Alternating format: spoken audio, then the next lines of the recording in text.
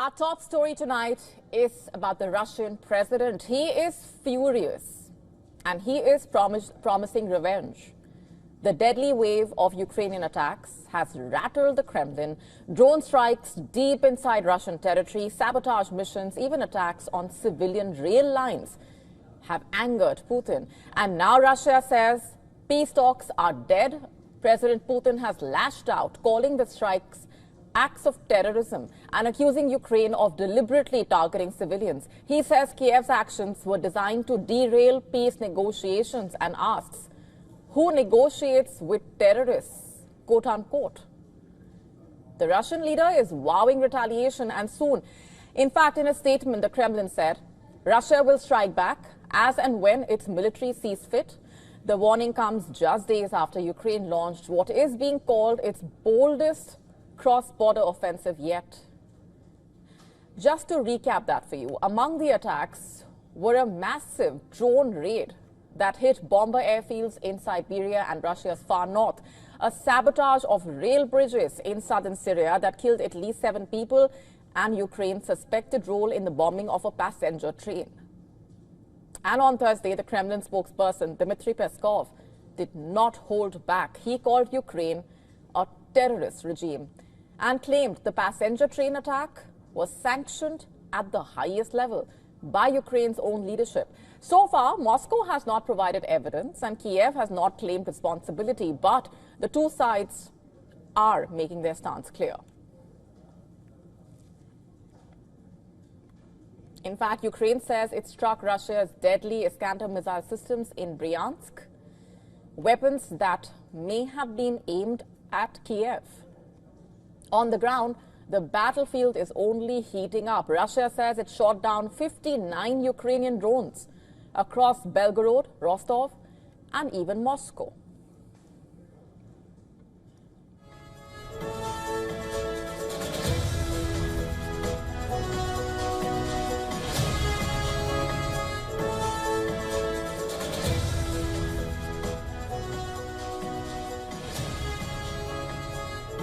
Last night, Russian drones hit Kharkiv, injuring 18 people. In Chernihiv, 5 people were killed, 6 more hospitalized. Russia also claimed new advances in Ukraine's northeast, pushing towards Sumy, located just 30 kilometers from the border. In recent days, Russia claims to have captured villages.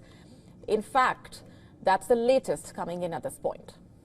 On Tuesday, Russian forces were close enough to launch rocket artillery in the city of Sumy, reportedly killing 4 and injuring 30.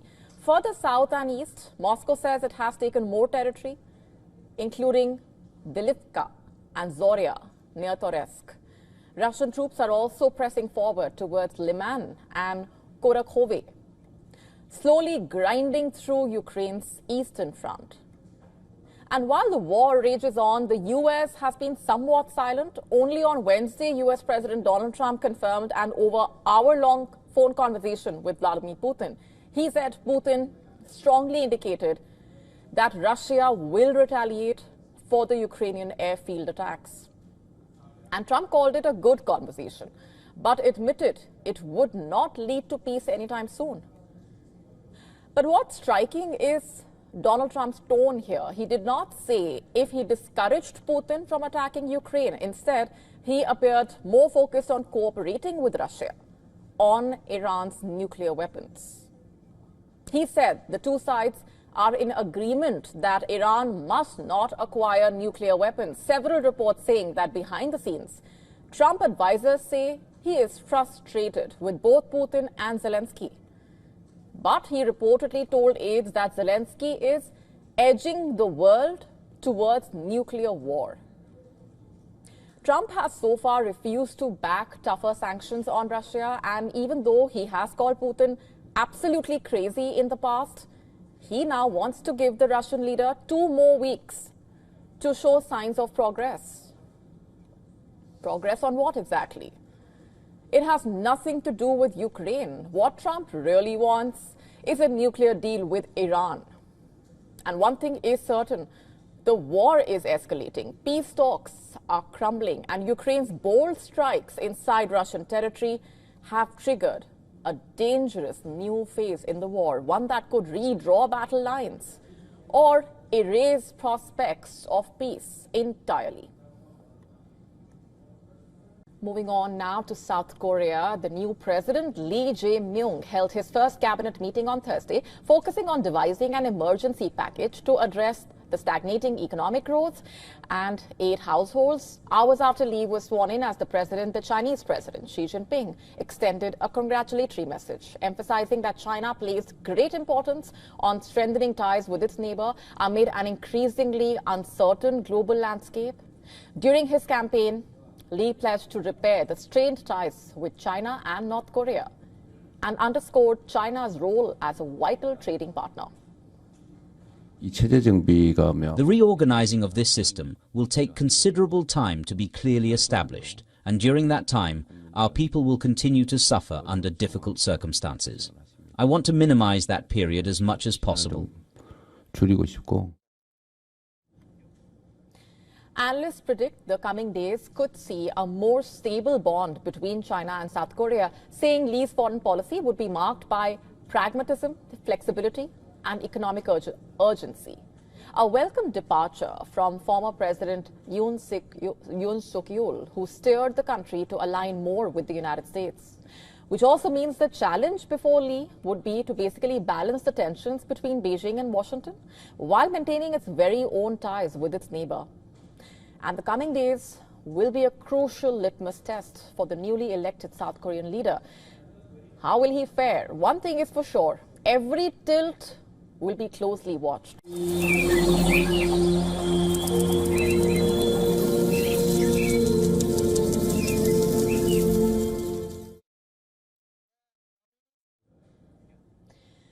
Today marks World Environment Day. Across the world, countries are commemorating the day by highlighting key issues that plague our climate. It's the fight to save our planet. Our next report telling you more.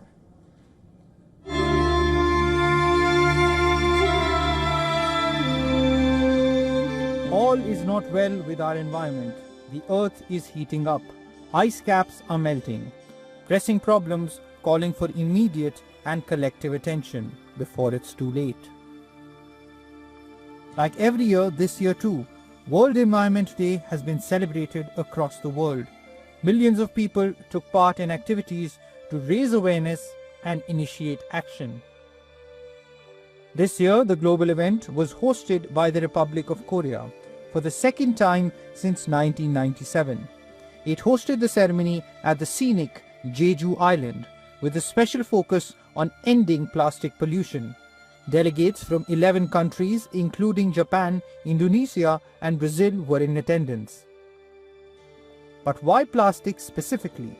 Recent research suggests microplastics are omnipresent.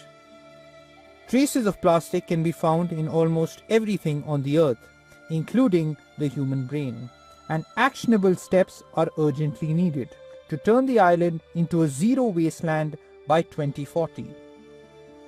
Tackling pollution, however, requires bold innovation and policy changes. Take, for example, Japan, where researchers from the University of Tokyo have developed plastic that dissolves in seawater within hours.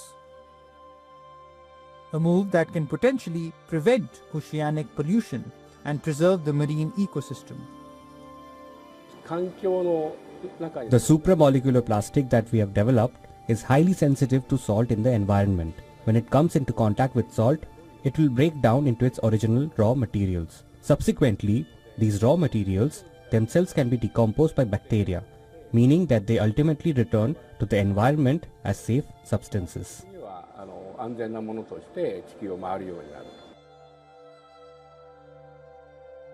A new round of negotiations for a global plastics treaty is also scheduled in August in Geneva, Switzerland, to address not just the plastic pollution crisis. Suggestions to tackle extreme heat, climate conditions, human-induced disasters in Africa, South Asia, Europe are also part of the plan. India also commemorated the Environment Day. Prime Minister Narendra Modi planted a Sindoor sapling at his residence in a nod to India's Operation Sindoor conducted in May. Taking to social media, PM Modi pushed for the reforestation of the ancient Aravalli range under the Aravalli Green Wall project. As part of his initiative to make Delhi green and clean, electric buses were made operational under an initiative of the Delhi government. When it comes to sustainable environmental changes, the need of the hour is for concrete SOPs and definitive changes on ground.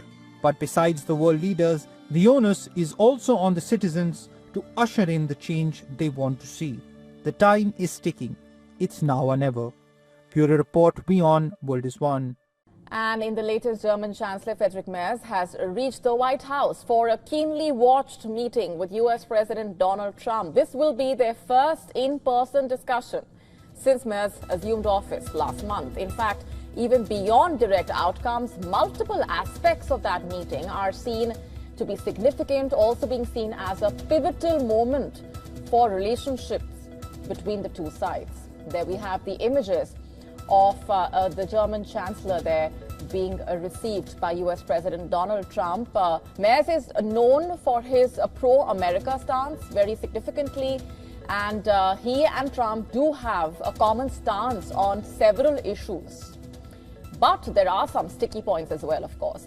Right on top of issues likely to be taken up as a part of that meeting will be Ukraine. Merz aims to reinforce Germany's support for Ukraine, including assistance in developing long-range missile capabilities, and he is also advocating for sustained Western sanctions against Russia.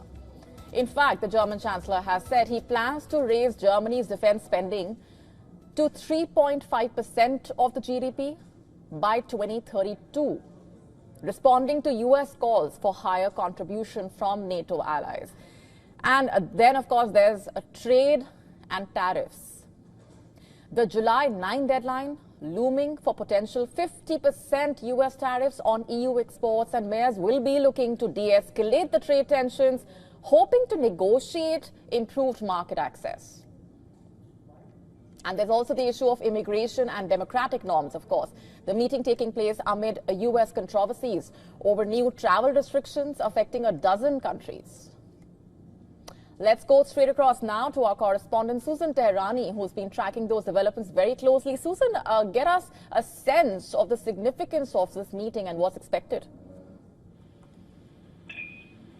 So a very significant trip, as you mentioned, Molly. The Chancellor is expected to return to Berlin tonight, but the topics of the bilateral meeting, as you mentioned, are efforts to end the war in Ukraine, the ongoing U.S.-EU trade dispute, and, of course, Europe's contribution to its own security. The leaders are also likely to address the conflict in the Middle East, previous meetings and relationships as well. You know, you may remember that Chancellor Merz's inaugural visit to Washington and his first in-person meeting with Donald Trump is this one since taking office, but the two sides have indeed spoken since his victory. They've spoken by phone multiple times in recent weeks. And Deutsche Welle was reporting that they're on a first-name basis, as you mentioned. They have very close ties, not only because he's an ardent supporter of U.S. policies towards Europe, but also it appears that it's going to be a lot closer than someone like Angela Merkel. He is pro-American, but he's voiced criticism in recent months. He's disapproved of events in the Oval Office, for example, President Trump's meeting with Ukrainian President Volodymyr Zelensky and Vice President J.D. Vance, which turned into somewhat of a shouting match. But ultimately, he did also talk about J.D. Vance's recent comments at the Munich Security Conference, for example, about how Europe should take its security into its own hands and whatnot. So while they are friends, you know, Merz has been pretty vocal when there is opposition. So we'll have to see what the two sides will discuss publicly, but there's a lot on the agenda. Indeed, and we will, of course, keep coming back to you, Susan, as and when we have further updates. For now, leaving it there for the moment.